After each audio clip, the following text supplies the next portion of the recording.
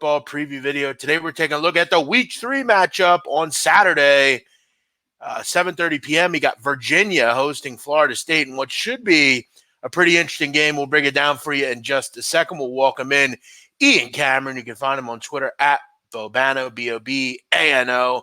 Ian didn't join us last week, but he's back for Week 3. Ian, how you doing today? I'm doing good, Jeff. Good to be with you. Always good to be talking college football. Yeah, always good, and good to have you back here. You told me you liked this game, and I really was interested in hearing what you were looking at. We look back to Week 1. If I remember correctly, you did a pretty nice job on your picks. At least I think you did. You did the Texas Tech, La Tech game. I don't know. Oh, whatever. Either way, we have Ian Cameron back. That was so long ago that I don't even remember at this point. But we have Ian Cameron back. We'll start obviously keeping tabs on how well he does in his videos. We're going to do 2 games today. Let's jump into Virginia, Florida State. Virginia currently a 7.5-point favorite. Total is 56.5. Virginia has not had much trouble so far. 2 easy victories, one of which was over the Pitt Panthers, the other one over the William and Mary Tribe, a game that they didn't really have to exert much energy. And in fact, in both games, Bryce Perkins hasn't had to do a whole lot. He's been good enough, and obviously he's going to be integral to this matchup. Florida State, it's been a little bit tougher, obviously. You look at first game, blew a big lead to Boise State, and then last week really had to fight and claw for a 45-44 win at home over UL Monroe. UL Monroe obviously late in the game took it to overtime, actually had a chance to tie late in the game, but missed an extra point. I don't really like that decision. If I'm UL Monroe, I would have went for 2 there, try to get a win on the road. But either way, Florida State comes in here struggling. They failed to cover Ian in 7 of 9 on the road. And you look at those 2 games against Boise and UL Monroe, they gave up 621 yards and 36 points to Boise.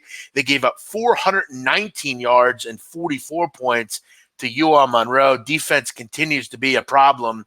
What do you like here, Ian? Virginia, Florida State. I don't like much about Florida State. That much I can tell you going into this game. And look, when it comes to Florida State, you got to be able to maybe be a little bit proactive and maybe try to read into some programs that just seem to be falling apart and going in the wrong direction. I think UCLA and Chip Kelly are falling apart. I think that's doomed to fail. I think Tennessee with Jeremy Pruitt, clearly we're finding out right now that's doomed to fail. I think Willie Taggart and Florida State's doomed to fail. This is a team that I don't see improving a whole lot throughout the course of the season, not what I've seen through the course of the first 2 games. I do like this team a little bit offensively. I think Kendall Browse bringing that rapid-fire, up-tempo offense here to Tallahassee has helped invigorate James Blackman a little bit, the quarterback, because he's a guy that has had consistency issues in his tenure at Florida State over the years. I think he's helped that offense a little bit, and I don't mind the offense, big man, when it comes to this Florida State team. But this is a hideous team on the defensive side of the football. You look at them in each of the first 2 games, especially in the second half of these games. Both games, Boise State, no answers for them at all on the defensive end in the first game. Second half, Boise State did whatever they wanted. And let's not forget, that was a bad spot, too, for Boise State, or a tricky spot. You're traveling almost coast to coast. You're going from Boise, Idaho, all the way to, well, what you thought was going to be Jacksonville, Florida, in a neutral site game. But because of the hurricane scenario, that game actually got moved to Tallahassee to make it actually a true home game for Florida State. And Boise State still does whatever they want offensively, with a Frosh QB making his first ever start as a collegiate quarterback and doing it on the road. Terrible sign for Florida State's defense. So you're thinking, okay, Monroe, maybe a chance to improve that defense a little bit. Didn't happen.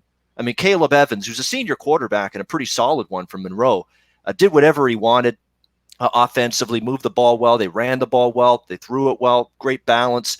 I think they benefited a little bit from some shorter fields. James Blackman got turnovers issues again, which has been a problem for him at times in the second half of that game. But the bottom line is Florida State's defense hasn't stopped anybody so far. Now you got to go on the road, first road game of the season against this Virginia team that I think's got a dynamic offense, a strong, experienced offensive line, a dual threat quarterback in Bryce Perkins, who I think is going to have a really good season for this group. I think their skill position talent solid.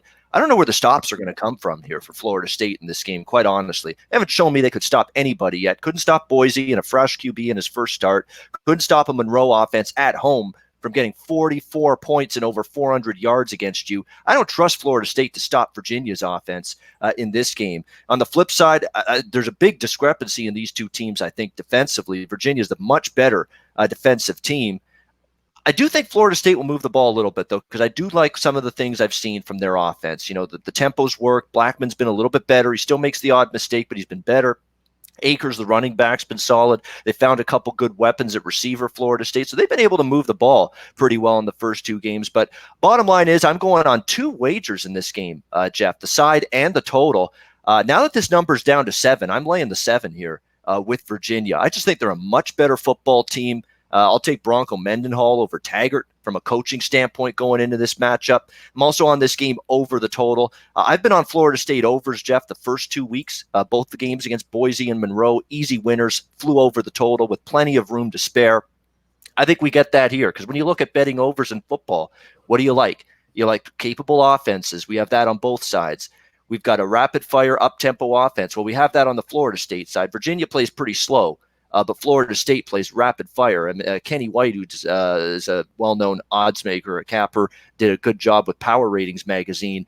He has Florida State number 2 in the country in seconds per play, seconds per snap, which I think is an even better metric for handicapping pace and tempo than plays per game. I think seconds per play, seconds per snap is an even better indicator of that. Florida State's playing fast. And then, of course, you have a Civ defense on the Florida State side. So you have a lot of things to help this game, I think, get up and over the total. So give me Virginia laying the touchdown. Give me this game over. I got 56. I think it's gone up just a little bit. I still think there's value in the number as it is. Yeah, it's going to be an interesting test for Virginia. First real offense they're going to face, obviously up-tempo, as you said. And, I think the one thing that jumps out at me about Virginia is obviously they have a big defensive advantage in this game, right? I mean, you look at that secondary, you look at this defense, a lot of really good players coming back. For me, the concern for Virginia this year on defense was this defensive line good enough? You look at it in the first 2 games, on average, Ian, 4 sacks a game. This team has been very good up front. We'll see how they handle, obviously, a bigger, more athletic football team. I'm going to make this clear. I don't have a play for this game. I would lean with the Virginia Cavaliers. I've just seen nothing from Florida State to warrant this group can get any stops defensively. You're going to face a really good dual-threat quarterback in Bryce Perkins. You're going to face some receivers like Hassis Du Bois that can go up and catch the football. This is a good offensive and defensive team on the road. But I do have some concerns about Virginia and how they handle, obviously, a better football team here from an offensive perspective. It's going to be tough. You're going to get tired. You mentioned the seconds per play. I mean, by the third and fourth quarter, you're going to be worn out, Ian. That's a concern. But either way, I do agree with you. I think Virginia does enough to get the job done here. I think this is like a 34-21 type of game, something like that, maybe 34-24.